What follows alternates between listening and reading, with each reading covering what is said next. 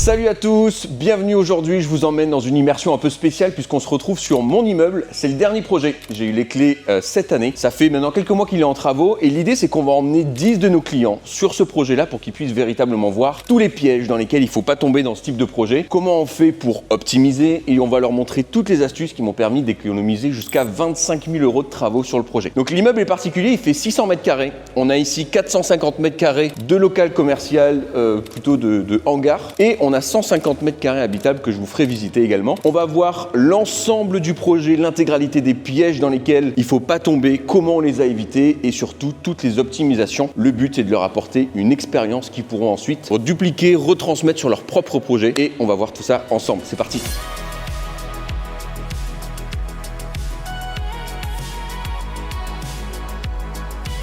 Et juste là, un petit géranium. Juste là.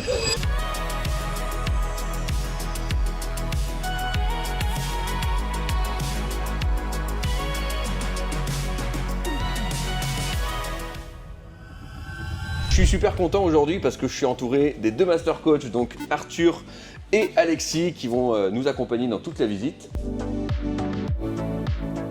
On s'y met? Bon, alors l'objectif, donc déjà bienvenue à tous sur mon projet. Donc là on est dans le local, il y a 450 mètres carrés au sol. On va faire un petit tour après. Ce que je vous propose sur l'immersion, c'est qu'on fonctionne en plusieurs temps. Je pense numéro 1, on va commencer par visite libre, c'est-à-dire qu'on va vous lâcher sur l'immeuble. Vous allez faire le tour complet du projet pendant 15 minutes. Et la particularité du projet, c'est que là, les principaux problèmes du chantier ont déjà été résolus. On est sur la phase définition. Donc votre mission, ça va être, en regardant comment c'est foutu, de comprendre comment c'était avant. L'idée, c'est de comprendre un peu les travaux qui ont été faits. Une fois que vous avez fait tout le tour, on se donne rendez-vous ici donc dans 15 minutes et on va pouvoir débriefer justement des différentes optimisations que vous avez vues. On fera le tour ensemble de tout le projet et je vous montrerai les solutions exactes qu'on a mis en place, les détails techniques, où est-ce qu'on a réussi à faire des économies, comment on a réussi à optimiser tout le projet. On se donne rendez-vous dans 15 minutes ici. Donc là on a 7,50 m. Donc en fait ce qui est intéressant c'est qu'à la base ici c'était un garage. Donc il faut être hyper vigilant quand tu rachètes un garage parce que c'est quoi la problématique liée au garage? Ah, les sols, hein. C'est le sol, c'est l'huile, c'est la graisse qui coule parce que ça peut amener pas mal de pollution. Donc ici c'est cool, c'est plutôt protégé et en plus on avait une fosse exprès là-dessus. Et en fait la particularité du hangar, donc on a 7,50 m de hauteur à la flèche et on a un toit en amiante mais on n'a pas besoin de le changer parce que quand on est dans un local commercial, un hangar, tant que le plafond est en bon état quoi. En bon état, ouais, on n'a pas besoin de le rénover. C'est pas problématique, c'est plus problématique sur l'habitable. Et donc en fait l'intérêt de ce plateau-là, 450 mètres carrés au sol, c'est qu'on est dans un endroit où on n'a plus le droit de construire. En fait, dans la ville dans laquelle j'investis, on n'a plus le droit de construire dans les jardins, dans les terrains. Et comme il y a déjà 450 mètres carrés au sol, demain je peux facilement réemployer le hangar pour de l'habitable. Il faudra changer la toiture, mais avec la super grande hauteur sous plafond, c'est facile de créer des appartements avec des mezzanines. Donc tu t'occupes même pas des travaux, tu fais juste un grand couloir avec les portes d'entrée. Et ici, on peut le diviser en 7 lofts à aménager. On fait aucun travaux, juste on met les cloisons, les portes d'entrée, on fait venir les arrivées d'eau et évacuation. Et chaque investisseur qui achètera du coup son loft, il se fera ses travaux lui-même, comme ça il aura des travaux à amortir quoi. Et tu vois, ça c'est des travaux que moi je maîtrise pas trop, par exemple la dépollution, tu l'as fait chiffrer ou pas? Moi j'ai jamais fait de hangar encore, je sais pas comment ça marche. Ouais, on l'a fait chiffrer, là le mec nous a dit que c'était pas trop important, donc on pouvait le laisser comme ça, sur ce hangar. Demain si tu le bascules en habitable, il y a... Ouais, ça c'est un piège sur lequel on peut vite se faire avoir. Dépollution de hangar comme ça de 450 mètres carrés, il y en a pour environ 12 000 €. Ça peut monter à 12 000 €. Parce qu'en fait, faut le prévoir. Hein. Ouais, mais réparti au nombre de lofts, l'un dans l'autre en termes de rentabilité. Donc si c'est pourri, il y en a pour 12 000 €. Et en fait, ce qui est intéressant, c'est que la façon dont ils le font, c'est qu'ils creusent tout autour, donc là où ça aurait pu s'écouler. Ils enlèvent la terre, ils la remplacent. Et pareil, ils vont parfois péter la dalle, parfois juste la racler, là, ils ont des espèces de raboteuses là, de dalles. Et donc, dans cet immeuble, dans ce hangar, il y a une particularité, c'est qu'on avait 2 sorties de secours à la base.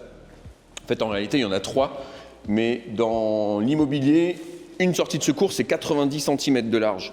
Et celle-là, elle fait plus de 90 cm, donc elle compte comme double. Et pour que ce hangar puisse recevoir du public, il en faut au moins 3. Et donc il y en avait une troisième qui était juste là.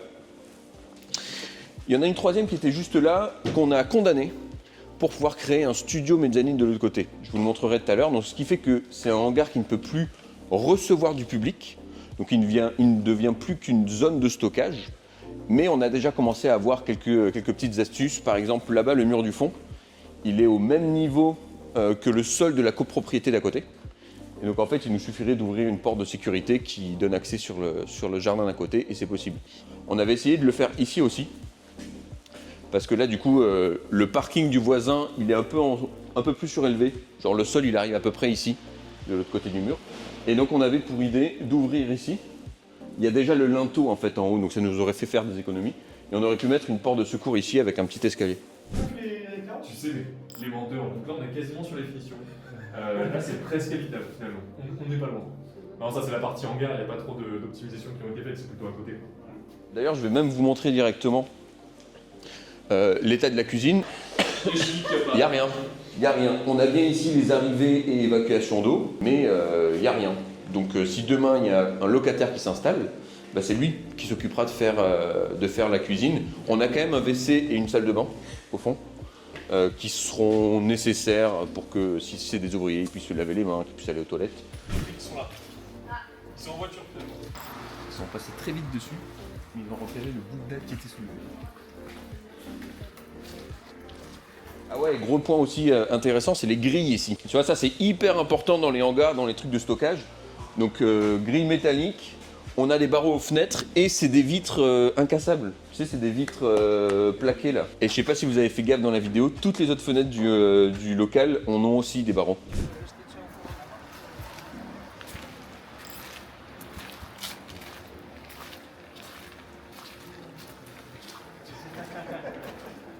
Donc voilà, en fait ce qui est intéressant sur ce projet, c'est qu'on avait une grande tôle ici et on avait le même faux plafond qu'on a dans le hangar de ce côté-là. Et quand on nous voyait depuis l'extérieur, en fait on ne pouvait pas se rendre compte, mais quand on démonte la tôle, on s'est aperçu qu'on avait 2 mètres de hauteur sous plafond en plus de ce côté-là. Et ça nous a permis de transformer cette zone qui était du stockage aussi à la base en studio mezzanine. Là on voit la mezzanine, on va aller faire un tour tout à l'heure. Ça nous a permis de créer 12 mètres carrés. Qui nous ont pas coûté très cher. Une mezzanine, 12 mètres carrés comme ça nous a coûté 1 500 €. Il faut savoir que chaque mètre carré va pouvoir se revendre à lui tout seul 1 500 €. Donc c'est de la création de plus-value facile à faire. Ah non, ouais, c'est des finitions un peu brutes, quoi. Pas mal de trucs à revoir encore. Ouais, déjà, a priori, t'as un peu. Donc ça, c'est loué quoi avec un garage. Voilà. On a créé entièrement la mezzanine de ce côté-là. Et la grosse particularité de ce projet-là, c'est qu'on a joué un peu avec les murs porteurs.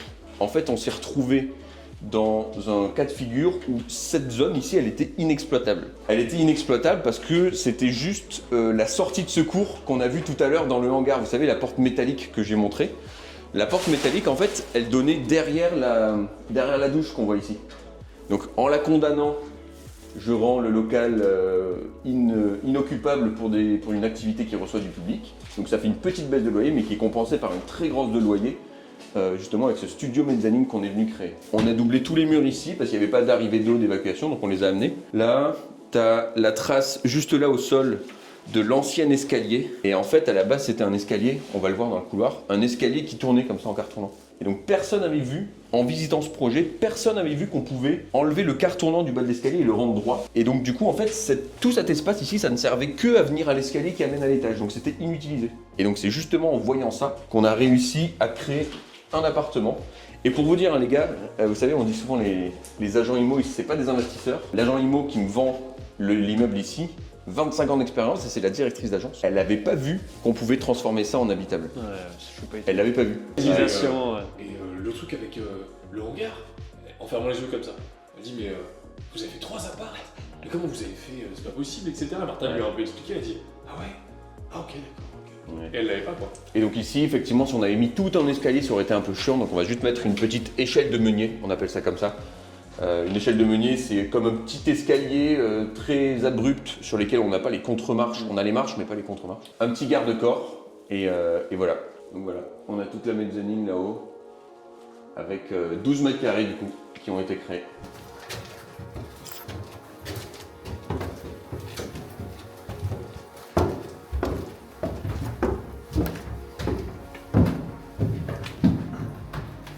Vous avez vu, il y a un obus qui est passé. Et donc la spécificité, tu vois, il y a vraiment tout qui s'est joué ici, puisque on peut voir là sur les dernières marches, les 4 dernières marches ici, en fait ça c'était le plateau. C'était un plateau et les 4 dernières marches, ça tournait ensuite du côté de la salle de bain qu'on a vu. Et donc on a ouvert le mur porteur ici. Et ça, c'est des choses que les agents IMO sont pas trop capables de voir. On a ouvert le mur porteur, là-bas ça s'est transformé en salle de bain. On a dévié les 4 dernières marches et on a créé juste un couloir d'accès qui permet d'aller à l'étage et d'exploiter toute la partie de gauche. Moi, je crois que j'avais fait la vidéo au tout début quand t'avais présenté l'image. C'était sympa. Ah ouais. Et pour finir, on arrive du coup sur le plateau. Donc ici, c'était un plateau qui faisait un peu plus de environ 80 mètres carrés et que du coup, on a divisé en plusieurs appartements, donc en 2 T2. Donc tout l'enjeu, ça a été de trouver comment bien répartir les pièces. 70 mètres carrés, ça fait 2 T2 de 40 mètres carrés. Et donc quand on réfléchit à ce genre de projet en tant qu'investisseur, il ne faut pas essayer de juste comprendre où on va mettre les cloisons.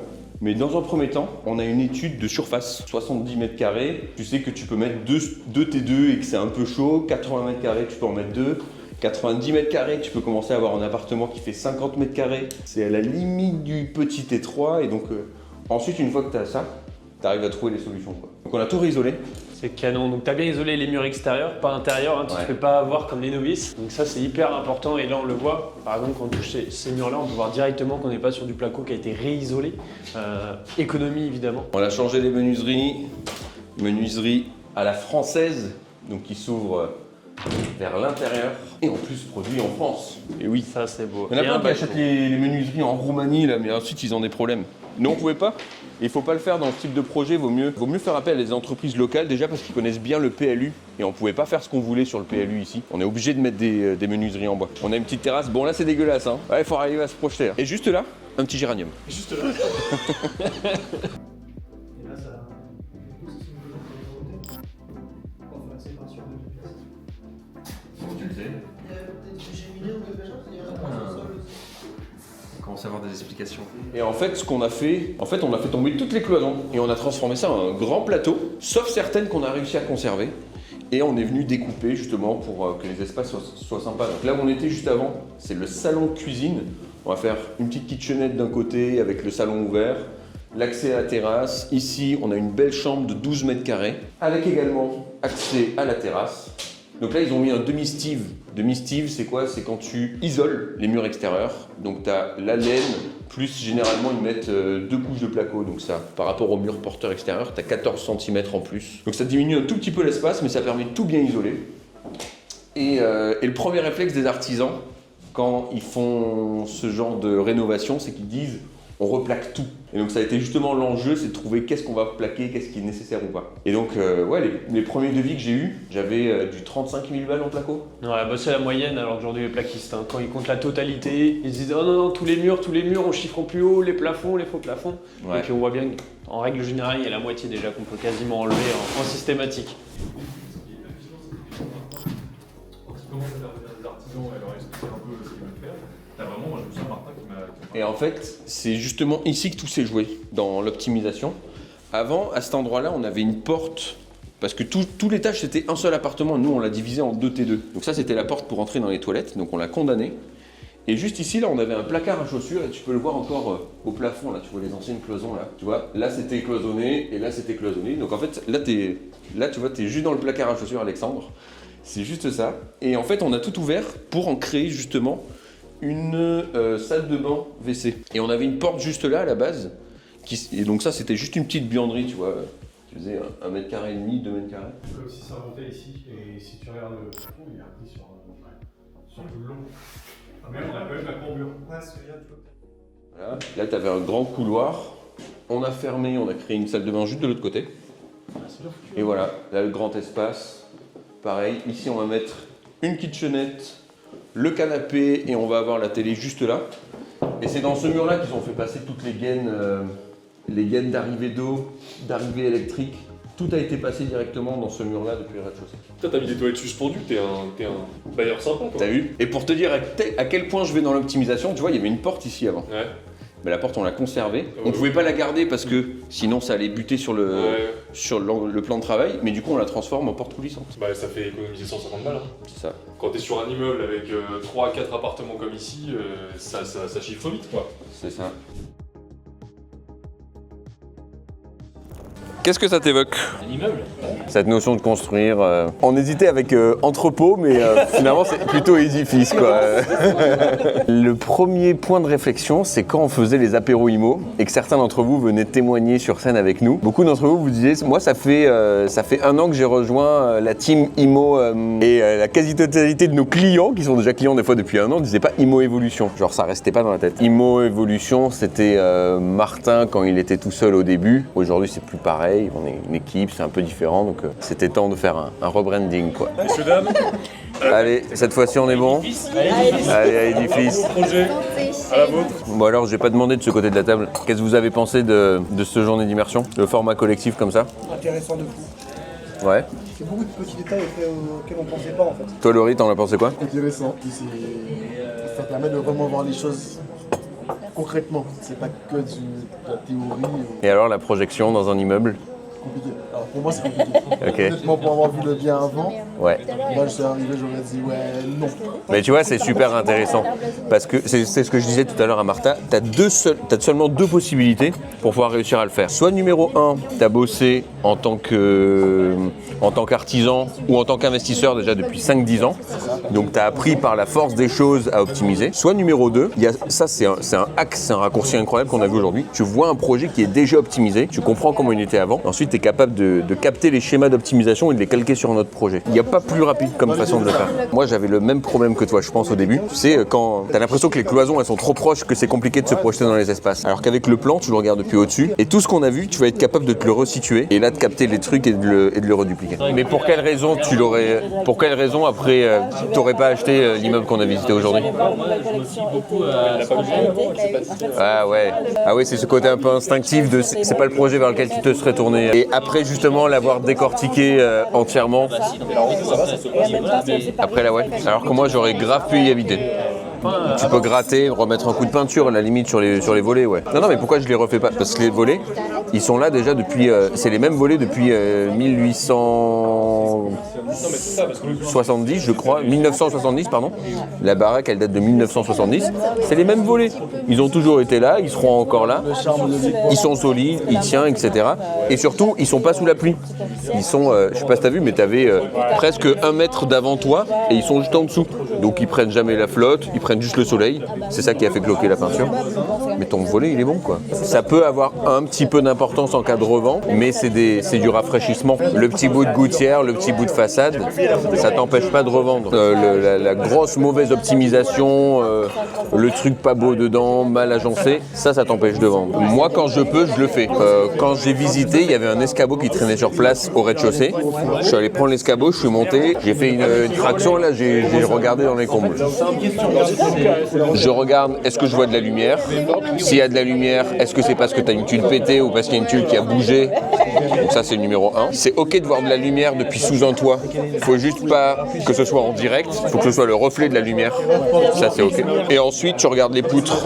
Est-ce que tu as des coulures? Tu sais, de l'eau qui coule sur le bois. Et tu sais, ça fait des traces de tanin en dessous là. Même si c'est sec, tu peux voir que ça a coulé. Je regarde ça, je regarde l'état des lithos. Tu sais, t'as la panne fêtière tout en haut. T'as la panne fêtière, ensuite t'as les chevrons.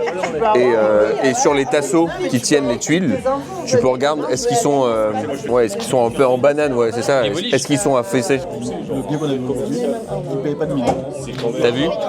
C'est pas le bien que t'as envie d'acheter instinctivement. Mais par contre, si je te pose les chiffres derrière et que tu vois que le bien il fait 1000 € de cash flow et qu'il y a 150 000 € de plus-value à faire avec tout compris avec le hangar là, c'est plus la même. Tu vois, ça peut changer un peu la perspective du truc. Donc là, t'as vu, il n'y a pas d'infiltration. En plus, t'as vu comment il pleuvait. Il y a juste un endroit là, il y a un endroit sur 450 mètres carrés où il y avait une mini fuite d'eau, mais c'était tout. Donc la toiture est bonne. Du moins pour les prochaines années, ça le fait. Et moi, comme je pense prendre une décision sur le fait de le garder ou de le diviser ou de le revendre sur 5 ans, il y a deux choses qui sont des no-go. Le premier, si tu as de la thermite à plusieurs endroits sur ton immeuble, tu vas pas. Numéro 2, si justement il y a de la mérule, ça pareil, impossible, tu vas pas. La mérule, faut pas prendre le risque. Et ensuite, c'est seulement au numéro 3 que vient l'amiante. Parce que l'amiante, tu peux en avoir dans les dalles PVC sur le sol. Tu mets une sous-couche et un parquet flottant dessus, t'as plus le problème. Et tu peux en avoir dans les conduits, tu sais, souvent c'est dans les copropriétés des années 1980, tu sais, le vide ordure. Souvent il y avait de l'amiante dedans. Et ensuite t'as le plomb. Le plomb, c'est le 4e no-go. C'est pas bon quand t'en as dans tout l'appartement, mais généralement t'en as sur la peinture d'une porte, sur la peinture d'une porte extérieure ou sur la peinture de garde-corps. Tu te demandes à n'importe quel peintre de gratter et de repeindre dessus et c'est bon. J'aime pas non plus les restos étoilés où tu manges pas grand-chose. Je préfère foutre 100 balles dans une côte de bœuf que manger 3 et Dieu sait qu'avec Arthur on est consommateur. Ça y est messieurs dames, on arrive à la fin de cette vidéo. Si elle vous a plu, n'hésitez pas à m'exploser la barre des likes. Et si vous voulez encore plus de contenu terrain, venez nous suivre directement en vous abonnant sur la chaîne juste en dessous. Chaque lundi soir, une nouvelle vidéo, soit terrain, soit café IMO. Et si vous avez envie de venir nous rencontrer vous aussi directement sur le terrain, n'hésitez pas à vous inscrire à l'un des nombreux apéros IMO qu'on organise partout en France. Je vous mets le lien du site internet juste en dessous de la vidéo. Vous cliquez, un membre de l'équipe vous rappelle sous 24-48 heures et on va pouvoir se rencontrer directement lors de ces événements gratuits. Je vous souhaite à tous une bonne journée, défoncez tout sur vos investissements. À la semaine prochaine.